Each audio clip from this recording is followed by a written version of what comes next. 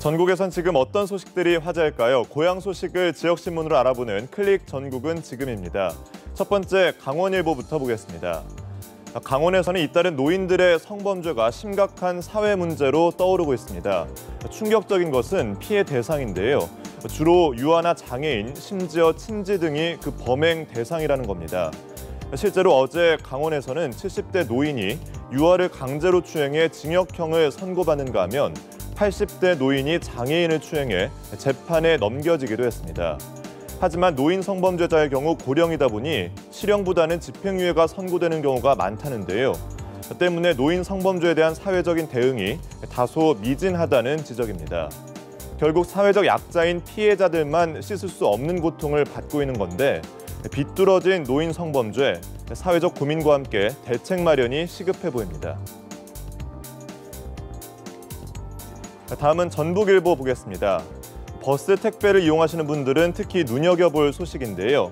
고속버스를 이용한 수화물 운송 서비스가 관리 감독의 사각지대에 놓여 있다는 기사입니다. 이른바 고속버스 택배라고도 하죠.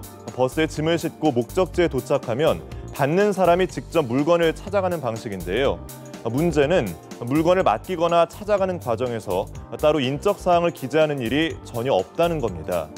때문에 물품이 분실되거나 범죄 수단으로 악용되고 있다는 지적인데요. 실제로 지난달 고속버스 택배를 이용해 대포 통장 수백 개를 주고받은 보이스피싱 조직원이 적발되기도 했습니다. 상황이 이렇다 보니 위험한 물질이 배송될 수 있다는 우려까지 나오는데요. 이미 지난해부터 관련 개정안이 시행돼 소화물의 허용 규격 및 수신인과 발신인의 이름과 전화번호를 기재하도록 했습니다. 일단 관련 부처인 국토부는 규제가 자리 잡기까지는 시간이 조금 더 필요하다는 입장인데요. 마냥 손 놓고 있을 것이 아니라 이에 대한 관리 감독을 더 철저히 해야겠습니다. 마지막으로 부산일보 소식입니다. 부산 상수도 사업본부가 국가 중요시설인 정수장의 청원경찰을 일반 경비 용역으로 전환하면서 비판 여론이 거세지고 있습니다. 대형 정수장은 최악의 경우 시민들의 생명을 위협할 수 있는 곳인데요. 전문성과 막중한 책임감이 요구되는 곳에 용역 경비가 배치될 경우 안전 우려가 크다는 지적입니다. 또 총기를 다루는 업무를 용역 경비가 맡는 것도 우려스럽다는 반응인데요. 이에 대해서 부산 상수도 본부는 수도요금 현실화를 위해 자체 비용을 절감하라는 부산시 의회의 요구에 따른 안건이라며 계획은 다소 유동적이란 입장입니다.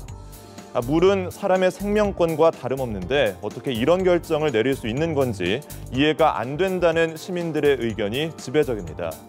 경비를 아끼려다가 더 큰 대가를 치를 수 있다는 점 잊지 말아야겠습니다. 지금까지 생생한 지역 소식을 전해드린 클릭 전국은 지금이었습니다.